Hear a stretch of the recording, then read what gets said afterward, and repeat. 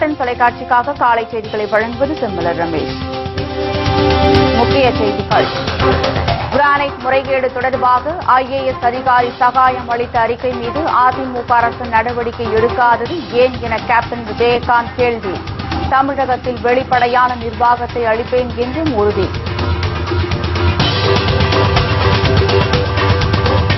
திமுக மற்றும் அதிமுக கட்சிகள் விஷச்செடிகள் என கேப்டன் விஜயகாந்த் விமர்சனம். வரும் சட்டமன்ற தேர்தல் தர்மத்திற்கும் அதர்மத்திற்கும் இடையே நடக்கும் யுத்தம் எனவும் பேச்சு.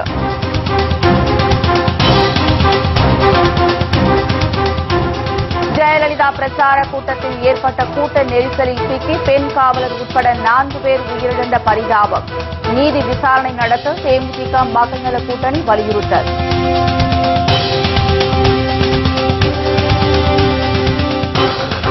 தேமுதிக தமாக மக்கள் நல கூட்டணி தொகுதி பங்கீடு குறித்த பேச்சுவார்த்தை 80% முடிவடைந்துள்ளதாக வைகோ பேட்டி. இன்று மாலைக்குள் அதிகாரப்பூர்வ அறிவிப்பு வெளியாகும் எனவும் தகவல். வரும் சட்டமன்ற தேர்தல் தர்மத்திற்கும் அதர்மத்திற்கும் இடையே நடக்கும் யுத்தம் என தேமுதிக தலைவர் கேப்டன் விஜயகாந்த் தெரிவித்துள்ளார்.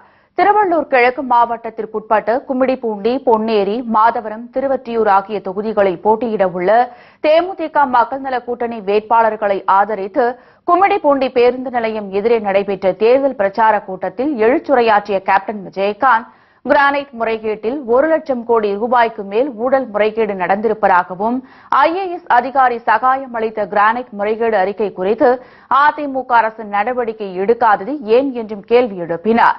PRB விடுவிக்கப்பட்டதில் உள்நோக்கம் இருப்பதாகவும் கேப்டன் புகார் தெரிவித்தார். சகாயம் அவர்கள் எப்போ கொடுத்துட்டார், சகாயம் எப்போ கொடுத்துட்டார். ஆனா கிரேனைட் ஊழல் இதுவரைக்கும் இவர்கள் ஏன் நடவடிக்கை எடுக்கலை? முதல்ல நடவடிக்கை எடுக்கிறேன் நாங்க 1 லட்சத்தி சுமார் 1 லட்சம் கோடி ஊழல் மேலவளவு கீழவளவுங்கிற ஊர்ல நானும் தான் போனேன். எவ்வளவு நேரத்துக்கு முன்னாடி தேவகோட்டையில் நான் படித்தேன். ராவணாக இருக்கிற டீப்ளை ஸ்கூல்ல படிக்கும்போது இந்த மேலவளவு கீழவளவு எல்லாம் ஒண்ணுமே கிடையாது. ஆனால் இப்ப பாக்குறேன் மேலவளவு கீழவளவு கொள்ளையடிச்சு வச்சிருக்காங்களே PRBங்கிறவங்க. எல்லா இடத்துலயும் கிரேனைட் கற்களா 2 பக்கம் ரோடு நிறைய போட்டிருப்பாங்க. ஆக ஏன் இந்த அவல நிலை ஏற்படுது தமிழ்நாட்டில்?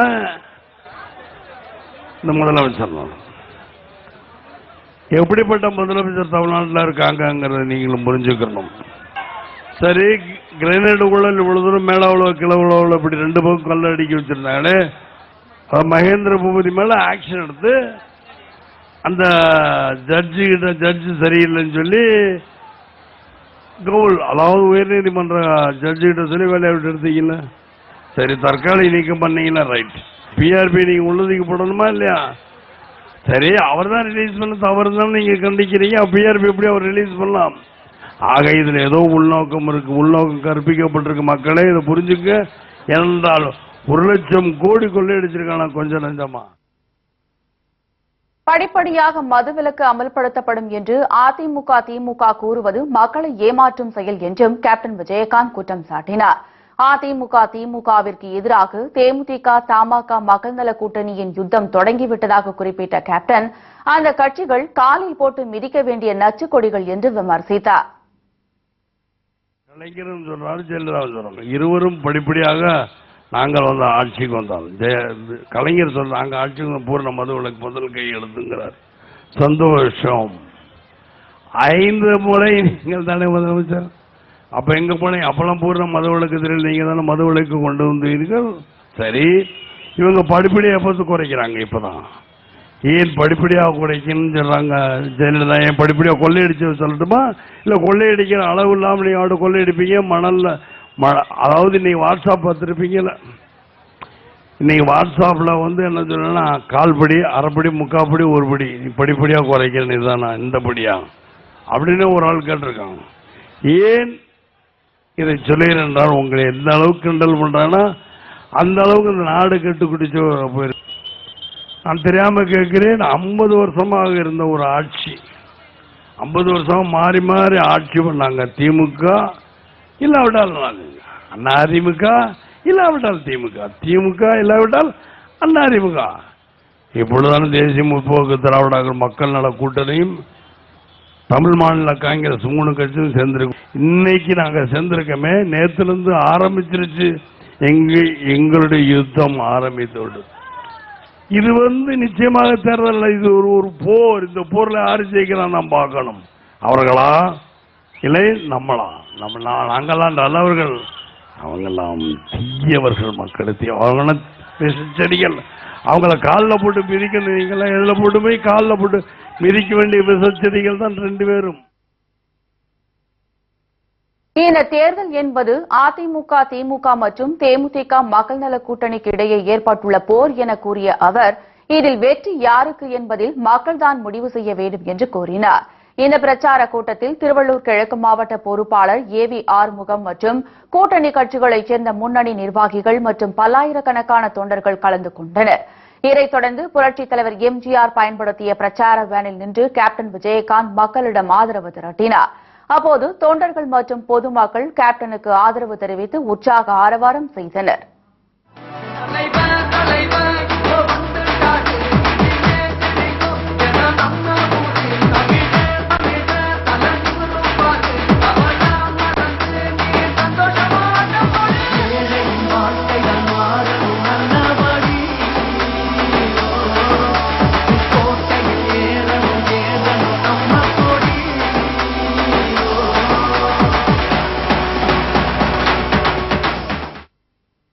இதனைத் தொடர்ந்து வடசென்னை தொகுதிக்குட்பட்ட கொளத்தூர், பெரம்பலூர் சதுக்கத்தில் தேமுதிக மற்றும் கூட்டணி கட்சி வேட்பாளர்களுக்கு கேப்டன் ஆதரவு திரட்டினார்.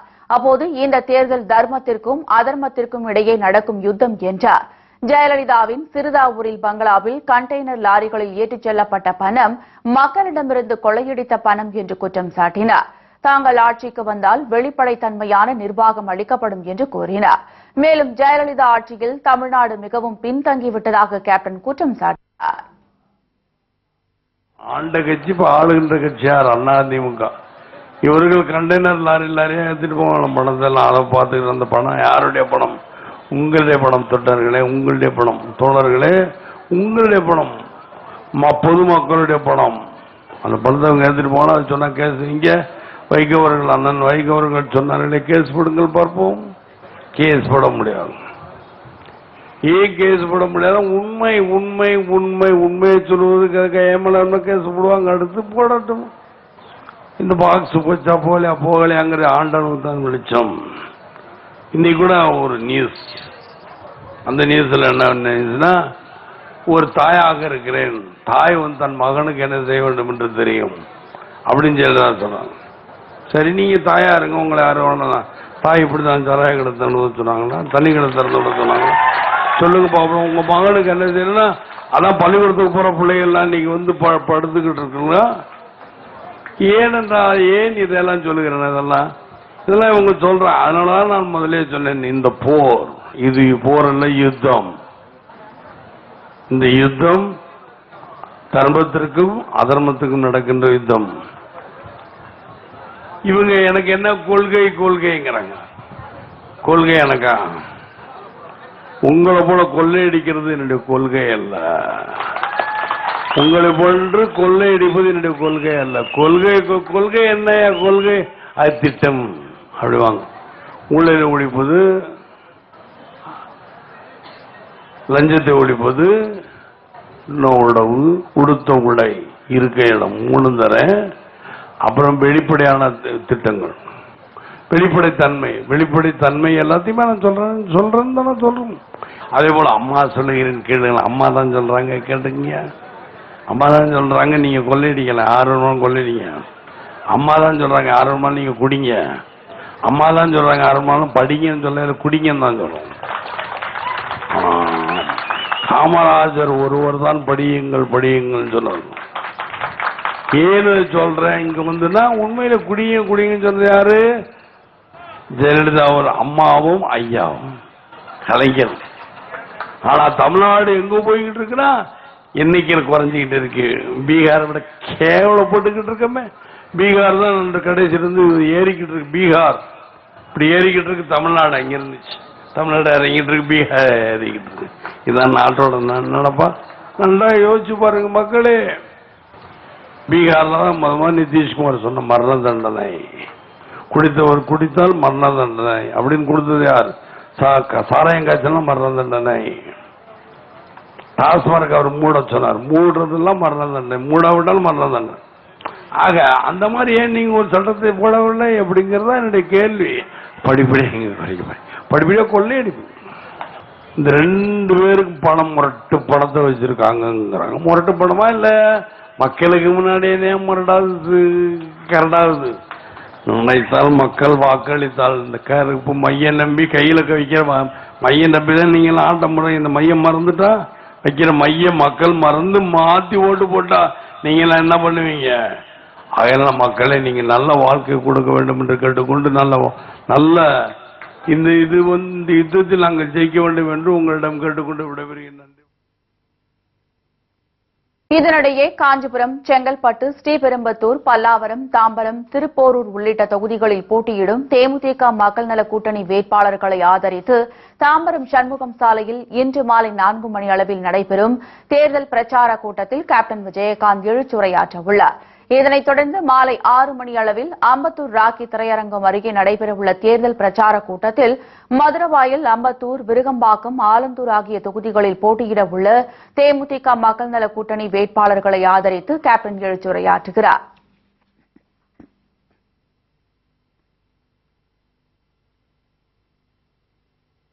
பெரிய இடைவேளைக்கு பிறகு மேலும் பல செய்திகளை பார்க்கலாம். தொடர்ந்து இணைந்திருங்கள் கேப்டன் தொலைக்காட்சியுடன்.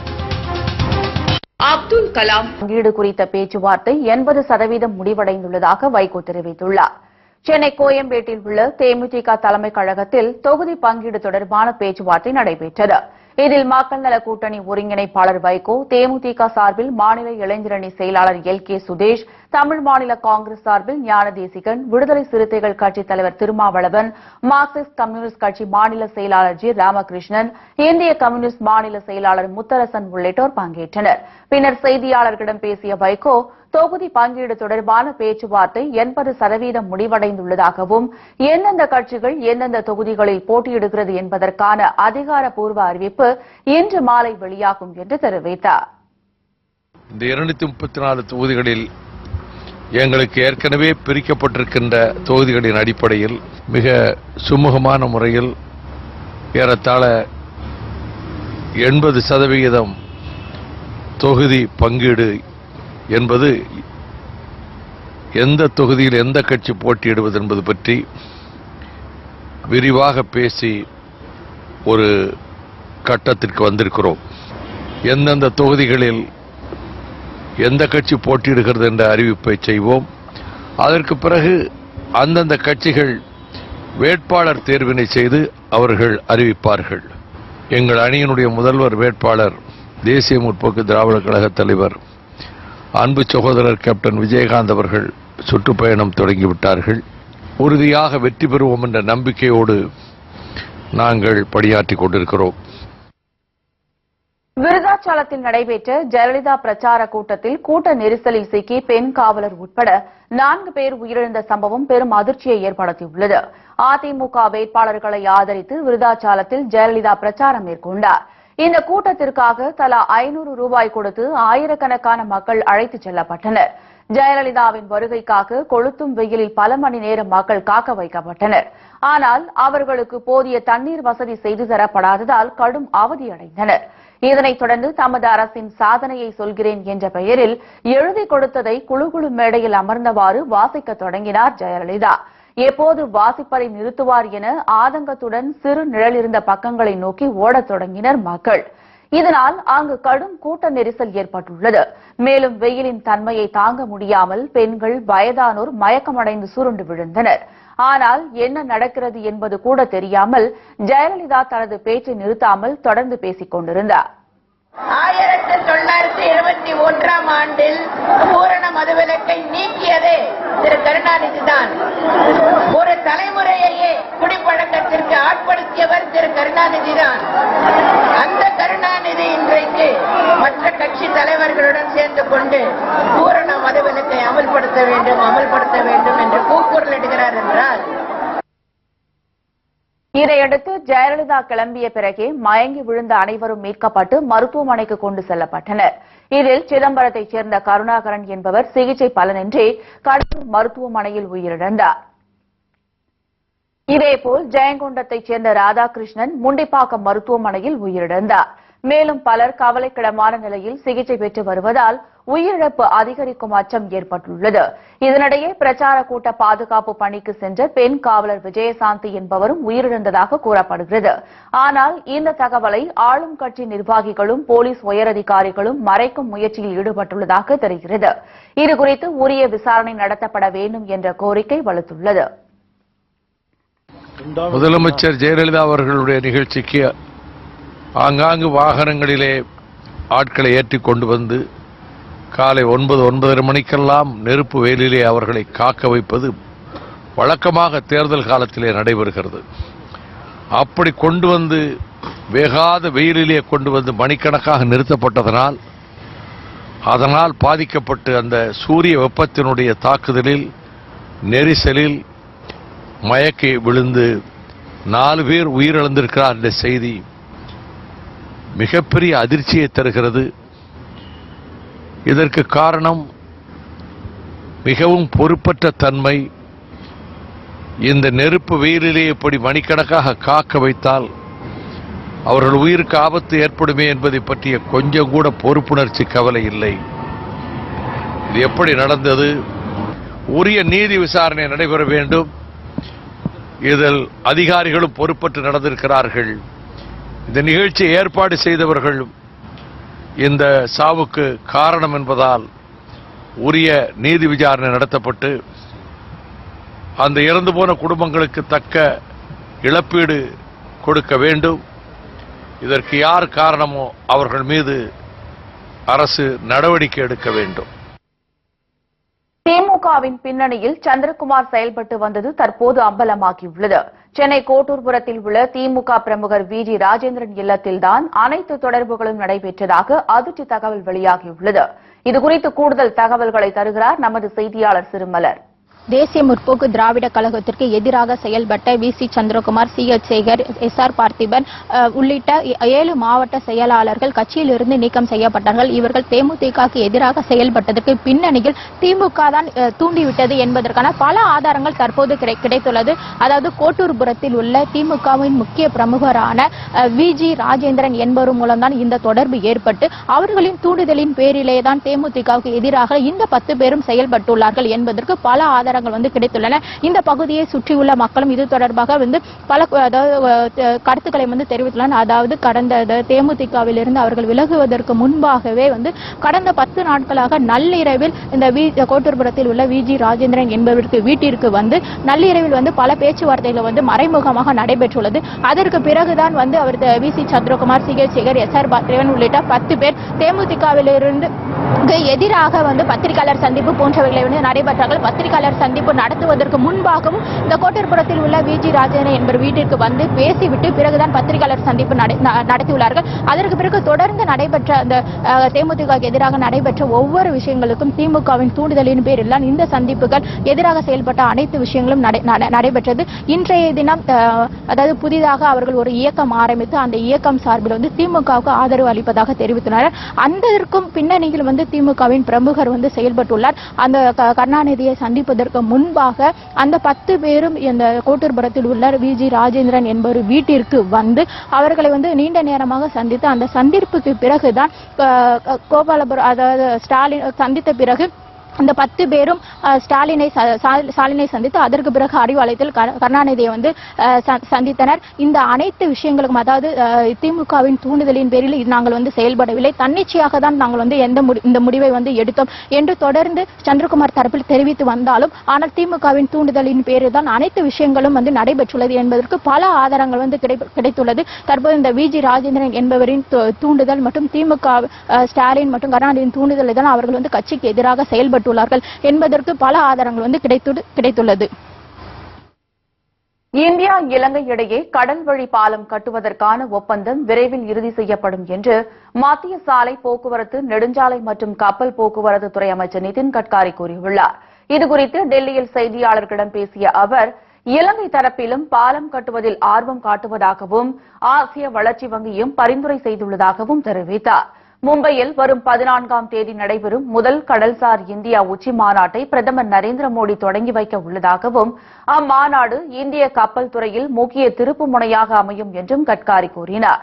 கடல் வழி சாலை போக்குவரத்து குறித்த அதிகாரப்பூர்வ பேச்சுவார்த்தை இரு நாடுகளிடையே இன்னும் தொடங்கப்படவில்லை என்று இலங்கை பிரதமர் விக்ரமசிங்கே கடந்த மார்ச் மாதம் தெரிவித்தது குறிப்பிடத்தக்கது.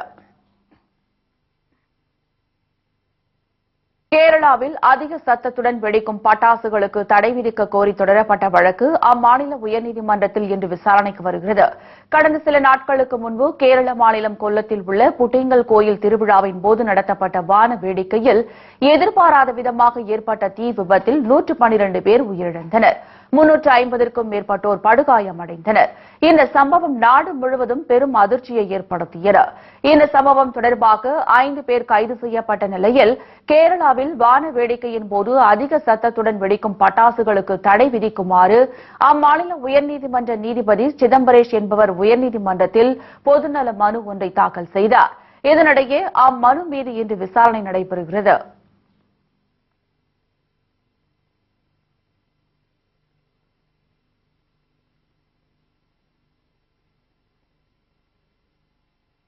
சிறிய இடைவேளைக்கு பிறகு மேலும் பல செய்திகளை பார்க்கலாம். தொடர்ந்து இணைந்திருங்கள் கேப்டன் தொலைக்காட்சியுடன். வேலை வாய்ப்பு, சமூக வளர்ச்சி மேம்பாடு. காலாவதியான ஆவின் பால் பொருட்கள் விற்பனை செய்யப்பட்டதால் பரபரப்பு ஏற்பட்டது. சேலம் ஒருங்கிணைந்த நீதிமன்ற வளாகத்தில் ஆவின் நிறுவனத்தின் சார்பில் பால் பொருட்கள் விற்பனை நிலையம் அமைக்க மாவட்ட உணவு பாதுகாப்புத்துறை அதிகாரியிடம் அனுமதி கோரப்பட்டது. இதற்கான அனுமதி வழங்க பரிசீலனை உள்ள நிலையில் ஆவின் நிர்வாகத்தினர் கடந்த 1 மாதத்திற்கு முன்பு யாருடைய அனுமதியும் இல்லாமல் தன்னிச்சையாக பால் பொருட்கள் அங்காடியை அமைத்து விற்பனை செய்து வந்தனர்.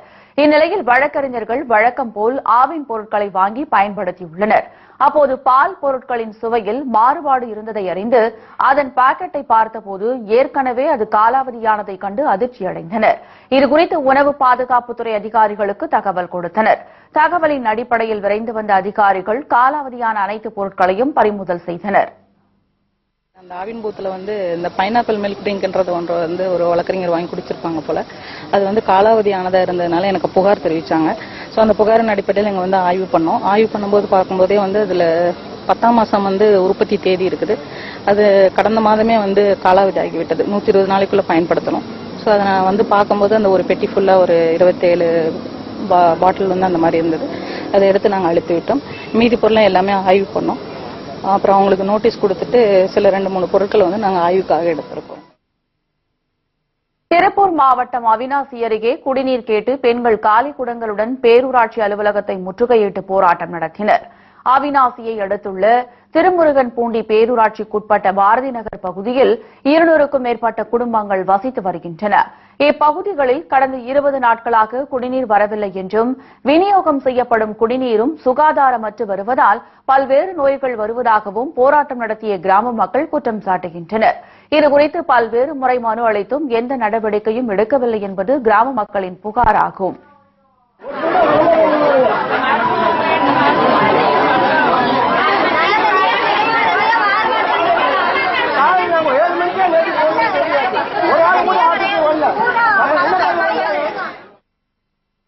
இதுகுறித்து தகவல் அறிந்து வந்த அதிகாரிகள் பேச்சுவார்த்தை நடத்தி உடனடியாக தீர்வு ஏற்படுத்தி தருவதாக உறுதியளித்ததை அடுத்து மக்கள் கலைந்து சென்றனர்.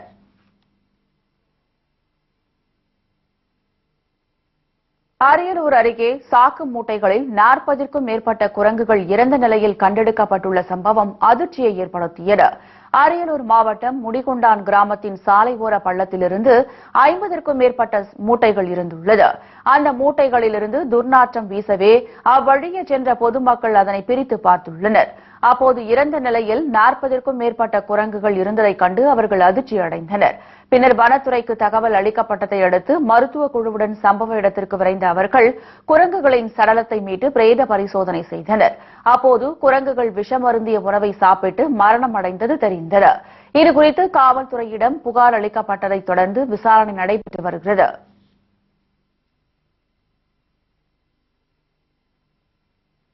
நிலம் வாங்கி தருவதாக கூறி பண மோசடி செய்தவர் மீது நடவடிக்கை எடுக்க கோரி கோவை மாவட்ட ஆட்சியர் அலுவலகத்தில் பெரும் தர்ணாவில் ஈடுபட்டதால் பெரும் பரபரப்பு ஏற்பட்டது. கோவை கங்குவார் பகுதியைச் சேர்ந்தவர் பிரியா. இவர் அப்பகுதியைச் சேர்ந்த ஆனந்த ஜோதியிடம் நிலம் வாங்குவதற்காக 2.5 லட்சம் ரூபாய் பணம் மற்றும் 5 சவர நகை கொடுத்ததாக கூறப்படுகிறது. ஆனால் ஆனந்த ஜோதி நிலம் வாங்கி தராமல் பணத்தை மோசடி செய்ததாக கூறப்படுகிறது. இதுகுறித்து காவல் நிலையத்தில் புகார் அளித்தும் நடவடிக்கை எடுக்காததால் கோவை மாவட்ட ஆட்சியர் அலுவலகத்தில் பிரியா தர்ணாவில் ஈடுபட்டார். இந்த மாதிரி இடம் வாங்குறேன்னு 2 லட்சம் 3 லட்சம் ரூபாய் கேட்டாங்க. என்கிட்ட அவ்வளவு பணம் இல்ல. 2 லட்சம் அம்மாவுக்கு வந்த பணம் இருக்குது, 5 பவுன் நகை இருக்குது அம்மாவோடது. அதை வேணும்னா தர்றேன், நீங்க வாங்கிட்டு எனக்கு கொடுங்கன்னு நான் சொல்லியிருந்தேன். வாங்கிட்டு இப்ப இல்லவே இல்லைங்கிறாங்க. இப்ப எனக்கு பணம் வாங்கி தரணும். இங்க கமிஷனர் ஆபீஸ்லயும் கொடுத்துருக்கு, எந்த நடவடிக்கையுமே இல்லை. திண்டுக்கல் மாவட்டம் வேடச்சந்தூர் அருகே கிருஷ்ணசாமி என்பவர் தபால் நிலையத்தில் மாதாந்திர சேமிப்பு திட்டத்தில் பணம் கட்டி வந்தார். அவர் கடந்த 2013ஆம் ஆண்டு உயிரிழந்ததை அடுத்து அந்த பணத்தை திரும்ப பெறுவதற்காக அவரது மனைவி லட்சுமி தபால் நிலைய வாயிலில் அமர்ந்து லட்சுமி தர்ணாவில் ஈடுபட்டார்.